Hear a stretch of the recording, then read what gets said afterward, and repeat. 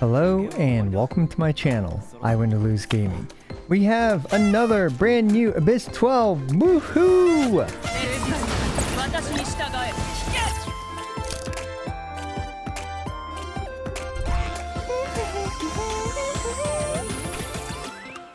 So this Abyss 12 marks our very first Abyss 12 in version, well I guess the 6.0 series, so Luna 1, and oh my goodness, usually with these new versions, Abyss 12 for the first couple versions tends to be a bit easier. However, in this case it certainly was not, but for all the wrong reasons, as I will be yapping about soon enough.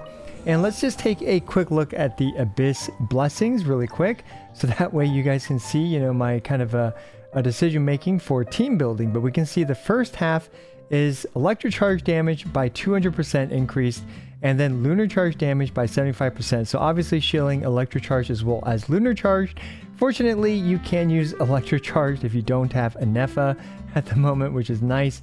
I remember a few abysses, it was just like, oh, do you have Mavuika? Oh, do you have Skirk? Well, there you go. Those are the only buffs. Those are the only characters these buffs apply to. But no, in this case, electric charge actually works, which is great.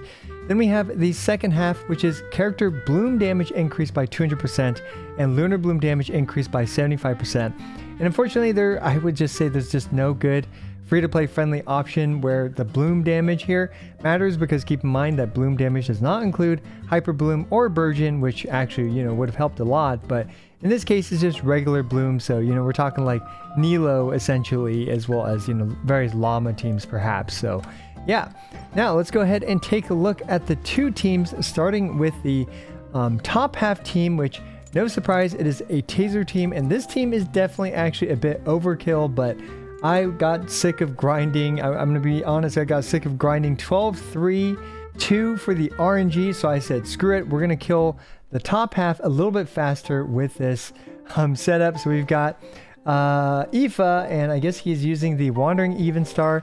And we've got this here. EM, no surprise there. He is at Constellation 6. It helps a little bit, so do keep that in mind. We have Ororon as well, using the Chain Breaker to do a little bit more damage, along with the Scroll of the Hero of Cinder City. He is at Constellation 6 with his talents, as you can see. And next we have Fischl, one of the MVPs of all time for all these 4-star only runs, rocking the standard 4-piece Golden Troop as well as Constellation 6 and her talents. And finally we have Xingqiu, who I got kind of sick of, using him in literally using him every single month and not having him crowned. So I finally decided, okay, we're going to sacrifice one of our precious crowns to level up his elemental burst to level 13. Ideally, we get his skill up too, but perhaps that is for another day. So yeah, very standard Aoife taser team. Completely cookie cutter in this case. So let's go ahead and move on to the second team, and you can see I'm pulling out, the desperate team composition with Gaming. I personally really don't like using Gaming, but yeah. So my Gaming is honestly pretty cooked. So I am going to rely on the Fruitful Hook instead of a much better artifacts, because yeah, my Gaming's artifacts, I'm forced to use two-piece, which is definitely a bit copium. You don't really want to use that. You want to use some of his better options, but yeah. That's what I'm kind of stuck with here in this case, and I did crown his elemental skill, but there we go. Now my Bennett is at level 100, so I intentionally put him on the Festering Desire instead of the Sapwood Blade, because the extra base attack there does make a difference, whereas in this case I don't really think the energy recharge makes much of a difference, especially not with this team setup where, I guess I can finish showing off my Bennett. We have Noblesse Oblige, as well as the usual stuff with Bennett. Then we have Yansan, who, definitely one of my cruxes here, but she's using the 4-piece Scroll of the Hero of Cinder City, and she is at Constellation 6 along with her burst is crowned. And up next we have Rosaria, who's built, with a little bit of damage, but mainly just with, kind of a more melt enabling set with a lot of energy recharge, as well as the Favonius Lance. So there we go. Those are the two teams. And as usual, I will be showcasing this 4-star only run, and then we will be taking a look at a day 1 speed run as well.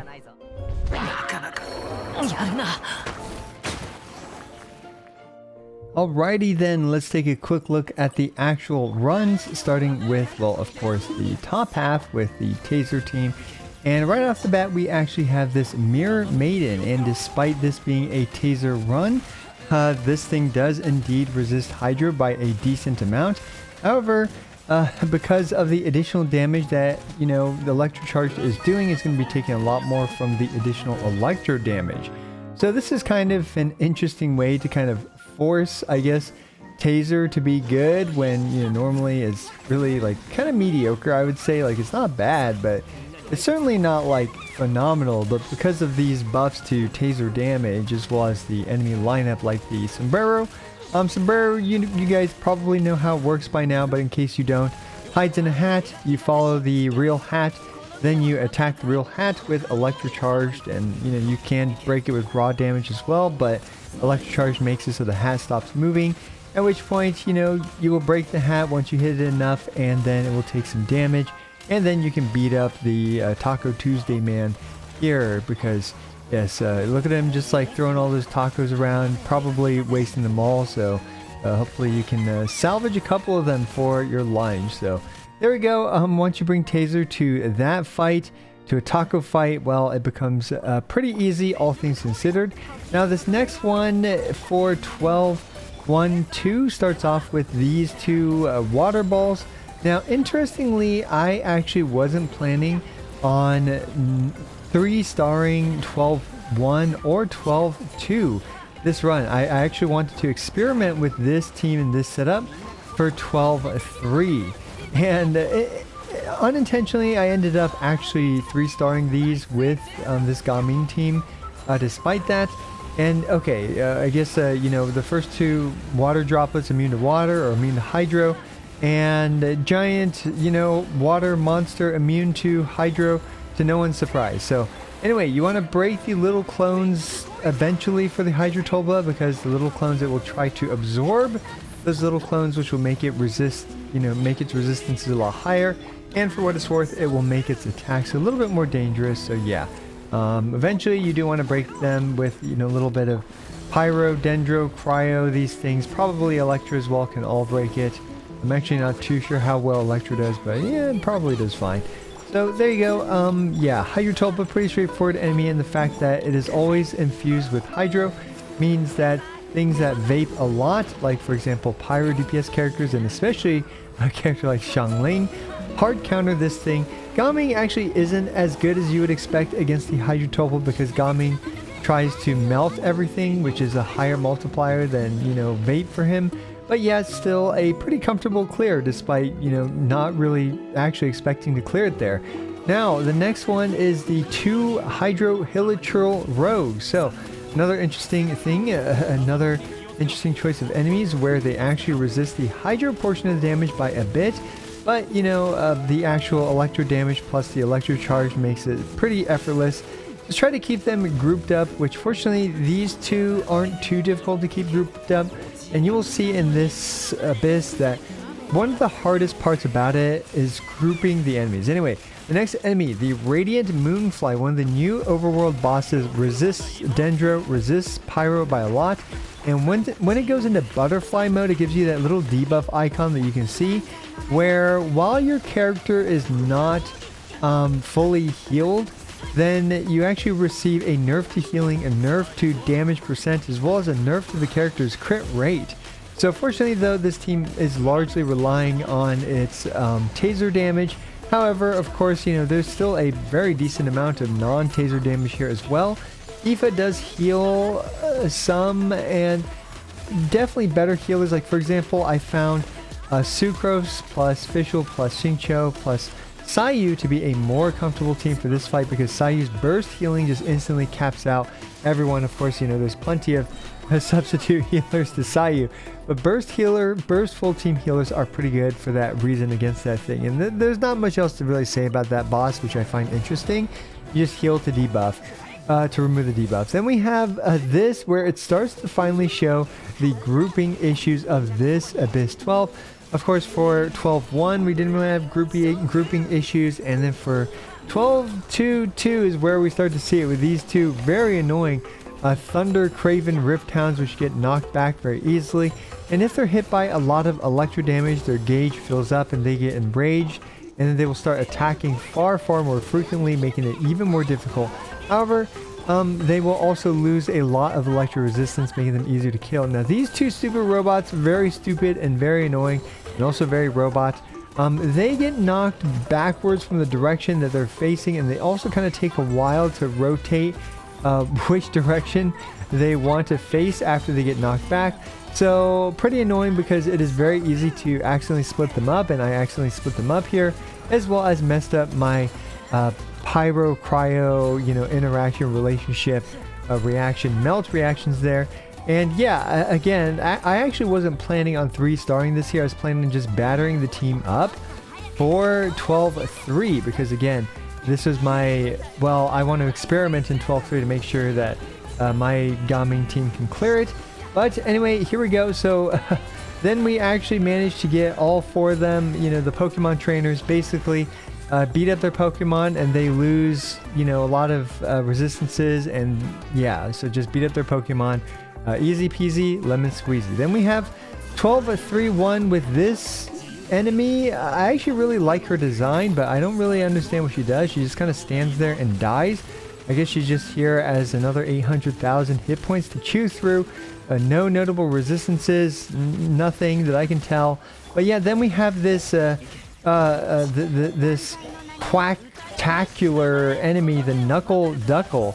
A fabulous name, but basically it summons these 5 little duckles, and you have to electrocharge or lunar charge the duckles. I believe 10 instances of electrocharged or lunar charge damage to the duckles, and then they will launch as rockets to blow up against the Knuckle Duckle itself, which you definitely want to do because as you can see, this thing's got 5.6 million hit points. But fortunately, each of the Knuckle Duckles when they attack, or sorry, each of the duckles when they attack, will just do 5% of the boss's HP. And the reason why I brought this team is that I believe on a good day, when you get a good run, this can clear in 8:49-ish or so. But it definitely looks like this was not a good day for Aoife, bro. So a very mid-run. We can see that it's going to try to bring up its duckles again. And right here, we actually managed to take it out before the second wave of duckles, which gives us a little bit extra time for the most problematic chamber, in my opinion, which is 12-3-2. And we're dealing with 3 of these husk things, which, as you can see, they do not like to be grouped. They are split up, and they don't, you know, group up on their own. So I actually already assumed this run was dead, but, you know, I guess somehow it survived. But basically, you want to also avoid using a shield against these enemies, because if they attack a character with a shield on and the shield does not break, very specific, I know, but still, basically, if you have a shield of any durability, or of any reasonable durability, it will actually, I believe, like gain some kind of elemental shield or something. I'm not sure if it heals or not, but yeah, it's not good. They become much more tanky when they get a shield. But anyway, then we have the 3 Kagumenkis, and grouping them is pretty annoying, but I think you want to try to stick with the green one towards you with the blue one behind it, and then you want, or sorry, not the blue one, the mask one. The blue one's the cryo one. But yeah, the cryo one zips off at the beginning of the fight, and then it summons this giant cryo ground arena, which actually does hurt quite a bit, so you got to be careful as well. And now once, you know, you kind of hopefully get lucky and they stay together and they're good roommates instead of, you know, not liking the smell of each other, they actually stick together, at which point then you have a run, because otherwise, again, the grouping is what made this difficult for both 12-2-2 as well as 12-3-2. But somehow, just in the nick of time, we managed to pull through, even with, I'd say, pretty mediocre grouping.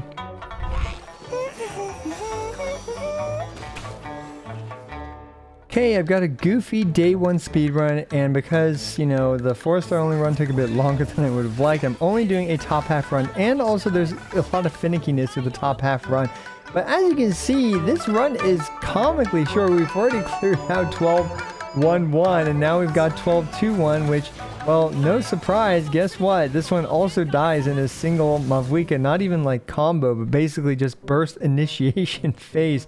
Then we also have the Knuckle Duckle, which is actually really interesting because basically once every, I don't know, like 10 or 20 attempts, it actually won't instantly pop up its shield, where you can sometimes, occasionally, very rarely get the opportunity to hit it before its shield goes up, allowing me to one-shot it, in this case with a crit fish build. And because of the way 12-3-1 is, with the sheer amount of RNG involved with Knuckle Duckle not bringing up its shield instantly, yeah, there was no way I was going to focus on a both top and bottom half Abyss 12 speed run for this video.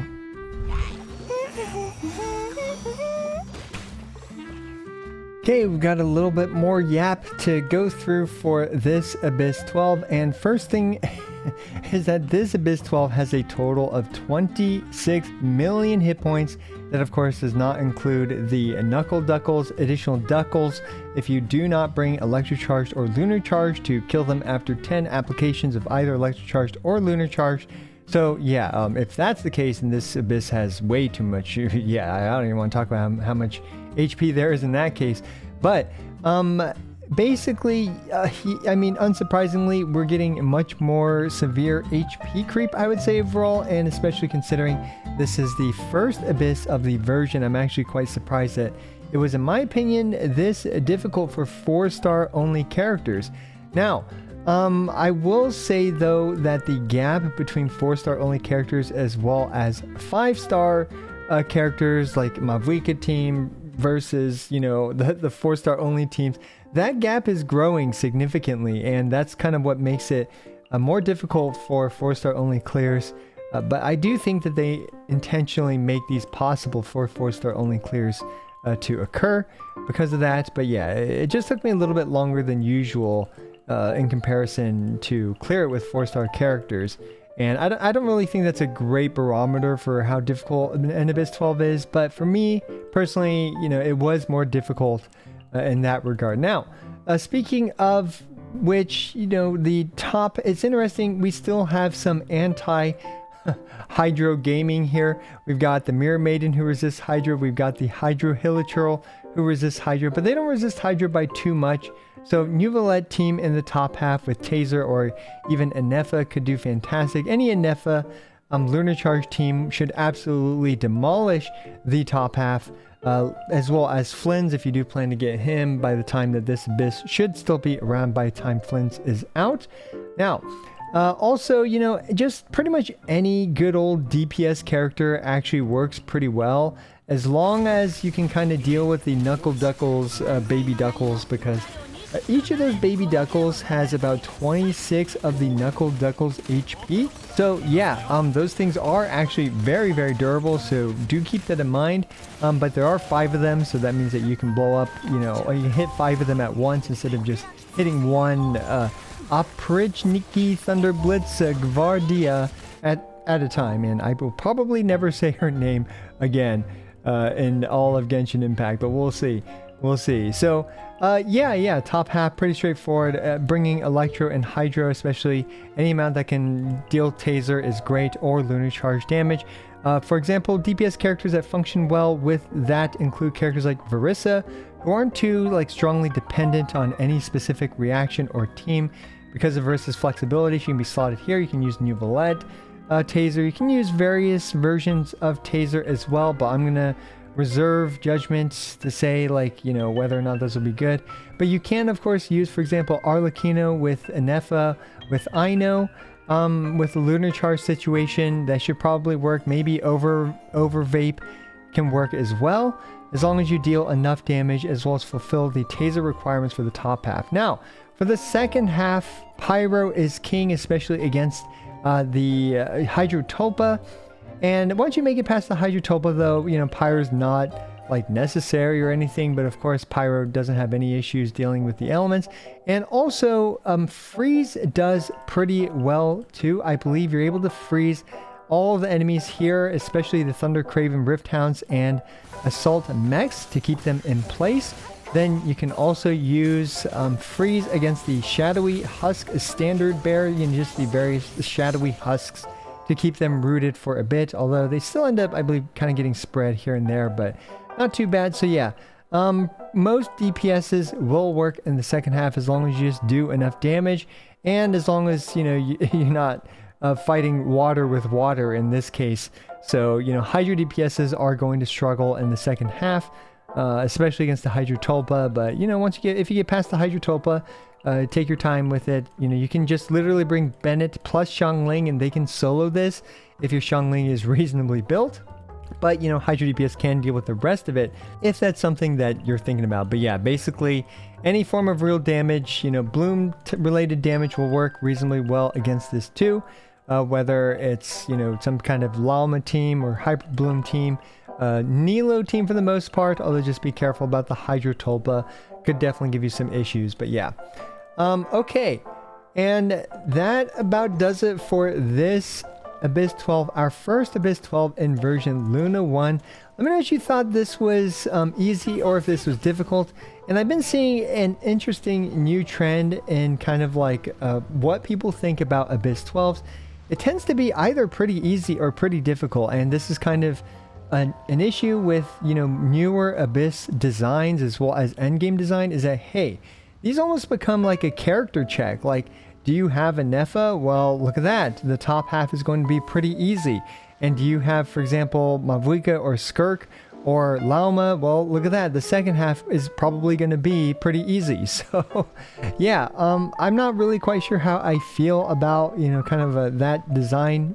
I get it. Like, you want to encourage the new characters for people to pull on. But at the same time, you know, that's not really what made Genshin Impact's endgame really appealing to a lot of people. But, you know, at the same time, it's also a bit more difficult because you can still use, like, you know, like Gaming Melt, for example, to clear the second half of Abyss. So, yeah, let me know what you guys think, what teams you guys clear this with, whether or not you found it difficult. And that's it. As always, I appreciate every single one of you. This is I Want to Lose, signing out.